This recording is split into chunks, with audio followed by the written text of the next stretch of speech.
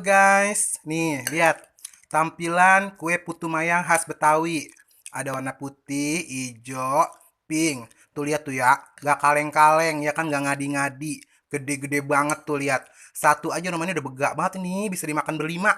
Tuh kuahnya seger banget nih, kita cobain dulu ya. Bismillahirrahmanirrahim. Kuahnya dulu nih kita cobain nih. Campuran gula merah, santan, santan gurih sama gula merah. Bismillah. Hmm, endul. Enak banget ya Allah, tagihan dah bener-bener.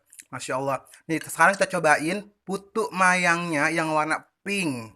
Ya ilah, udah pink-pinkan romannya. Bismillahirrahmanirrahim. Kita cobain nih yang warna pink nih. Nggak kaleng-kaleng, jangan bilang kecil, gede banget tuh lihat. Nih ya, bismillahirrahmanirrahim. Enak banget. Endul. Nih, kalau dalam satu mixer kayak begini isinya tuh 5 tuh gula merahnya tuh sama santannya tuh. Kan gede banget tuh. Masya Allah. Dijamin bikin kenyang, bisa makan berlima. Soal rasa nggak ngecewain, bikin lagi. Endulita geletak punya. Minat chat nih ya, silahkan japri aja. Terima kasih. Enak banget tuh, Masya Allah.